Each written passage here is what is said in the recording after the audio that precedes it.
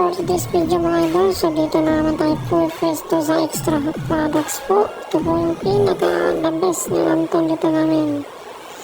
Yung spicy hot canton. So ito po yung murang-mura na sopa. So ito yung palagi hinahanap mga customer namin dito mga idol. So mahigit 15 bucks po yung stock namin dito. Kasi ilang araw na po, ubos ako dito. So yung pagkakalagay ko po, 2 box na yan. So, binta po ito, mamita po ito dito sa amin mga idol. So ganyan na po yung diskarte ko dyan sa pag-aayos po. Sa mga paguhan dyan. Paano, ganito lang po mga idol.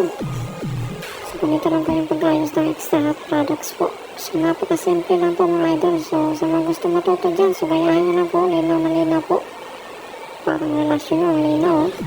May ganyan na po mga idol.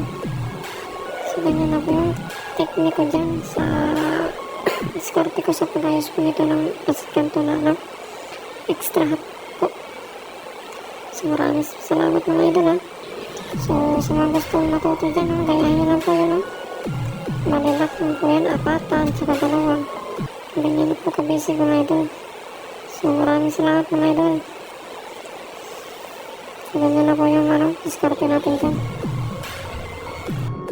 So yung resulta ng mga inayos natin mga idol. Ito po yung result mga idol.